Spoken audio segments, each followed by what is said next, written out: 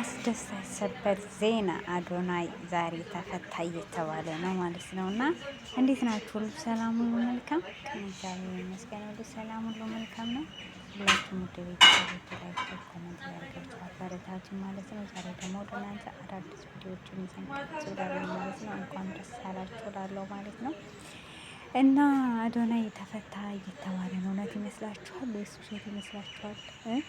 እና የአዶናይ ብዙ ልጆች እያለቀሱ ነው። አዶናይ የሚያሳድጋቸው አዶናይ ይፈታ፣ አዶናይ እየተባለ በጣም እስከ አገር ቤት እስከ ውጪ አዶናይ በጣም መነጋገሪያ እየሆነ ነው ማለት ነው። ከሌላው እስር ቤት ቲክታክ ላይ ራሱ አዶናይ እና ማሚ ናቸው መነጋገሪያ እየሆኑ ያሉት ማለት ነው። ሌላዎቹን ማንም ዞር ብሎ ያያቸው የለም ማለት ነው። እንግዲህ ማሚ ጫቴ እንለዋለን ማለት ነው። እንግዲህ ማሚ ጫቴ የምንለው ጫት በጣም ይወዳል፣ ይቅማል። በቃ ሲጫወት ምንም ሲል ታፉ በቃ ጫት የሚባል ነገር አያቋርጥም እና በዛ የተነሳ ጫቴ እንለዋለን ማለት ነው። ከማሚ ለጥቆና ፕሬዝዳንት ብሎ ራሱንም ሰይሞታል እንግዲህ ማለት ነው። እና እሱ ያው እንደምናውቀው በነገራችን ላይ እኔም አሳዝኖኛል ማለት አንዳንድ ጊዜ ያው ይሳደባል እንደዚህ ምናምን፣ አብሶ የአማራ ጥላቻ በጣም አለበት እና ያው አልፈርድበትም። ያው እንግዲህ ያው ዘረኛ ተብለን የለ አንድ ቢሆንም ያው በዘረኝነቱ ስለተጠመደ እነሱ ደግሞ ያው ከድሮ ጀምሮ ገና ከልጅነታቸው ተኮትኩተው ሲያድጉ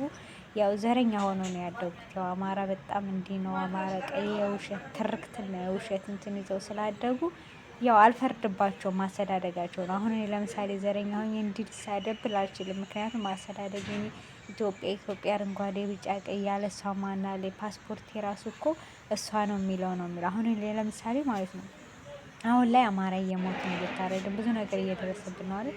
እኔ ግን ወደ ብሔርተኝነቱ ገብቼ እንደዛ ስል የሆነ ኢትዮጵያዊ የሚል መንፈስ ድንገት ምጥት ይልብኛል። በቃ ምክንያቱም አስተዳደጌ ነው። እኔ አስተዳደጌ ኢትዮጵያ የሚለውን ነገር ስለሆነ በመንፈሴ ያደጉት በቃ ያ ነገር ነው ወደ እኔ የሚመጣው እና እንደዛ ነው። እነሱ ደግሞ ሲያድጉ ያንን ነገር ትርክት አእምሯቸው ውስጥ ስላደረ በቃ እንደዛ ነው። በቃ ግን እኮ የዋህነት አለ፣ ለሰውን ያበረታታል ምናምን። ግን ያ ነገር ውስጡ ስላለ አንዳንድ ጊዜ መሪዎቻችንን ይሳደባል በጣም አብሶ የሞቱትን ምናምን እናሳምነው ጽጌና ናሁሰናይ በጣም የአይናችን ብሌኖችን በጣም ይሳደባል እና በዛ ምክንያት ትንሽ ያስጠላኛል ማለት ነው። እና የሞተን ሰው ምንም ያጥፋ ምንም መሳደብ የለበትም ብዬ ማምን ነው። ለእኛ ደግሞ እነሱ የአይናችን ብሌን የአማራው አንቂ ደውል የደወሉ ናቸው እና እነሱን ማንም ሊናገራቸው አይችልም። አባቶቻችን ናቸው ማለት ነው። አብሶ አሳምነው ጽጌን የሚናገር ሰው ማንም በቃ ማንም እንትን የለም እና ያ ነገር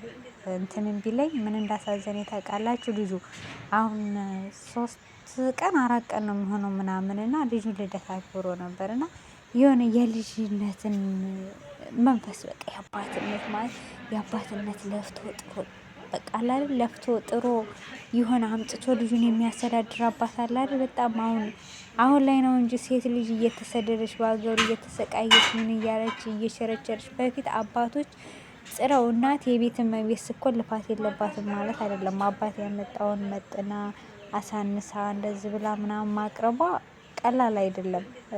መጣጥና ለምሳ ለራት ብሎ ማቅረቡ ቀላል አይደለም። ግን አባት ደግሞ ያንን ለማቅረብ በጣም መስዋዕትነት ይከፍላል ለልጁ።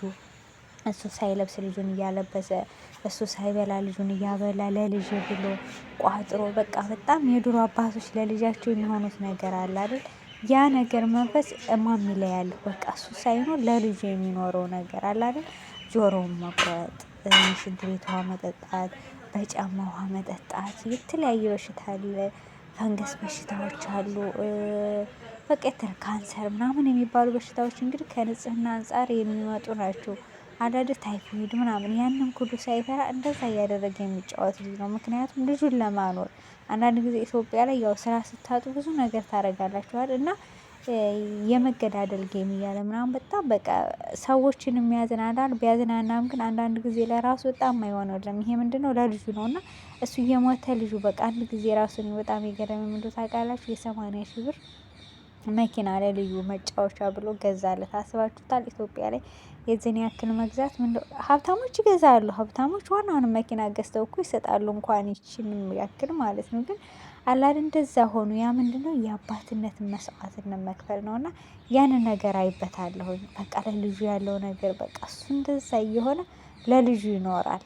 እና ያንን ነገር ያስተምራል እና ያ ነገር እሱ ላይ ያለና በጣም ያሳዘነኝ ልጁ ነው። በቃ አለ አይደል ለልጃችሁ በቃ ይችን ሚዲያ ላይ ወዳችን ብሎ ወደችን ብሎ ተሳድቦም ሆነ ምንም ብሎ ያችን አግኝቶ ነው ልጁን የሚበግበው እና እንደዛ ሲታሰብ ልጁ አሳዘነኝ። እና አንዳንድ ጊዜ የአባትና የእናት ግፍ ለልጅ ይደርሳል ይባላል እና ያን ነገር ሳይ እውነትም ይደርሳል እንዴ ብያልኩ ማለት ነው። እና አንዳንድ ጊዜ ግፍ የምንሰራ መጥፎ ነገር የምንሰራ ለልጆቻችን ይደርሳል ይባላል እና ልጁ በቃ የሆነ ስሜት ተሰማኝ ያ ነገር የተሰማኝ ማሜ ጋር እና ሁሉም አሁን ቪዲዮ እየሰራ በቃ ማሜ ያሳዘነኝ ማሜ እንዲህ አለኝ የሚሉት ያ ነገር ስላለ ነው። እና አንዳንድ ጊዜ በህይወታችሁ መልካም ነገር ስታደርጉ ታያች ትንሿ ነገር ብዙ እኮ ጥሩ ነገር ታደርጋላችሁ። አንዳንድ ጊዜ ትንሿ ያቺ መጥፎ ነገሯ ናት የምትገነው እና ያቺ የምትሳደበው ነገር ያው ብትገንም ይሻላል ማለት ነው። እንግዲህ ደግሞ አዶናይ ያው ብዙ ኢትዮጵያ ላይ አሁን ከገባ እንግዲህ 3 ወር 4 ወር ነው የሚሆነው እንጂ ካናዳ ነው የሚኖረው። የካናዳ ዜግነት አለው የካናዳ ፓስፖርት አለው። የሚኖረው እዛ ነው። እዛ ሆኖ እንግዲህ አንቺ ቆንጆ በሚል ነበር የሚሰራው ሁላችንም እንደምናውቀው ማለት ነው። እና አሁን እንደገና እሱ ያው ኢትዮጵያ ገብቶ ብዙዎችን እነዛን የቲሞች ያቺ ልጅ እንደገና ቆሎ ጎዳና ላይ የምትቸረችል ልጅ እነዛን 3 እንትኖች ምናምን እና የተለያየ ድሃዎችን 8 ሚሊየን ለእንትኖቹ ሙስሊሞቹ እነዚህ ባለ ድርጅቶቹ እነማን ነበሩ ስማቸው አቦ ብኬ ነው ምናምን የሚባሉ የቁርአን ስም ነው እና እየያዘኝም እና እነሱን ራሱ 8 ሚሊየን ብር ያስረዳ ነው። እና ብዙ መልካም ነገር አለው። አርቲስቱን ራሱ የተረሳውን አርቲስት ሰለሞን አርቲስት ተረስቶ ብዙ ጊዜ አርቲስቶች አሁን በኢትዮጵያ ላይ ተረስተዋል። የድሮ ባህላችን ወጋችን የሚያከብሩ አርቲስቶች ቲክቶክ ሲመጣ በቃ ትንሽ ፈመስ ካለው ትንሽ ሰው ተከታይ ካለው ማስታወቂያ የሚያሰሩት እነሱ ናቸው። ወደ ጥበቡም ምንም ሆነ ምንም ሰው ማጨብጭቦ የሚቀበላቸው እሱ ነው። አሁን የጥበብ ሰዎች አርቲስቶች ጎበዝ ሆነው ወደ ሚዲያው የመጡ ወደ ሚዲያው እየሰሩ ያሉ ናቸው እንጂ አብዛኞቹ በቃ ተጥለው ተረስተው ነው ያሉት። እና ከዛ ከተረሱበት አንስቶ የመኪና ባለቤት አድርጓል። እና አዶናይ ብዙ የሰራቸው ጥሩ ነገሮች አሉ። ያው መጥፎ ነገርም ቢኖረውም ጥሩ ነገር አለ። ያው መጥፎ ነገር ያ ነው። አሁን መንግስት አስሯል። መንግስት ግን ምክር ሰጥቶ ለእያንዳንዱ ከዚህ በኋላ ማስጠንቀቂያ በቃ ምክር ይሄ ነገር ጥሩ አይደለም። አሁን አዶናይ እዛ ሲኖር ካናዳ የዛ የነበረው ህግና እዚህ ኢትዮጵያ ላይ የነበረው ህግ አንድ አይደለም። ከዚህ ነገር ታቅብ እንደዚህ ነገር ስራ ተብሎ ማስጠንቀቂያ ተሰጥቷቸው እንዲፈቱ ነው የምፈልገው እኔ በነገራችን ላይ ማለት ነው። እና በልብሳችንም በምናችንም እንደዚህ ያደረሰው ሁሉም እንደዛ እንዲፈቱ ፈልጋለሁ ማለት ነው። እና አንዳንድ ጊዜ የምናደርገው ነገር ዋጋ ያስከፍለናል። እና ከእንደዚህ አይነት መታቀብ ኢትዮጵያ ላይ እንዴት ነው ሶሻል ሚዲያን እንዴት እንጠቀም እያላችሁ ተጠንቅቃችሁ ተጠቀሙ ነው የማለው ውድ ቤተሰቦቼ። እና አዶናይ በጣም እነዛ ልጆች እያለቀሱ ሲማጸኑ ምናምን ሳይ በጣም የሆነ ነገር ተሰማኝና ሁላችሁም እንግዲህ ያው በሰላም ውጡ፣ ቅጣታችሁን ተቀጡ። መንግስትም ማሰሩ ትክክል ነው ብዬ አምናለሁ። ግን ያው ቅጣትን በቅጣት ነው አይደል የሚባለው። ቅጣቱን እንግዲህ ተገቢውን አድርጎ ይፍታቸው ነው የምለው። ወደ ሁለተኛው ደግሞ እንትን ስንመጣ አረብ ሀገር አንዳንድ ጊዜ ያለን በቃ ድካማችን ልፋታችንን ግን ማን ነው የሚረዳን? የምሬ ነው የምላችሁ። ጠዋትም የሆነ ቪዲዮ ሰርቼ ነበርና 10 አመት 15 አመት 20 አመት ሰርተን አንድ ብር አንይዝም።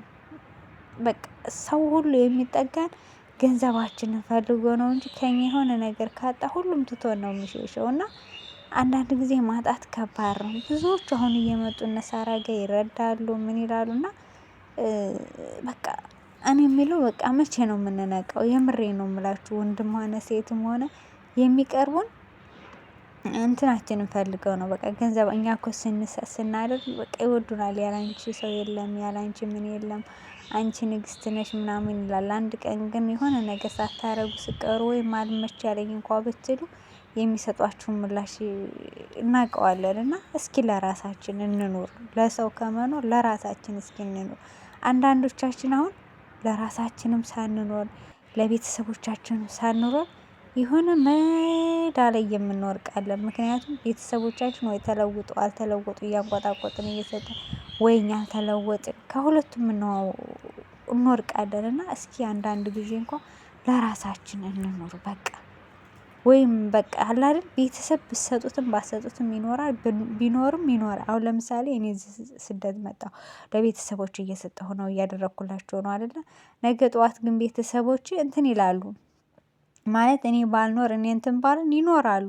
ማንም ሰው ለማንም ቢኖርም ባይኖርም ይኖራል። በቃ እኔ አሁን የሆነ ሰው እያደረገልኝ እየረዳኝ ከሆነ ያ ሰው የሆነ ነገር እንትን ቢል በቃ ይኖራል። በቃ ይኖራል፣ እንኖራለን። ምክንያቱም እኖራለሁ።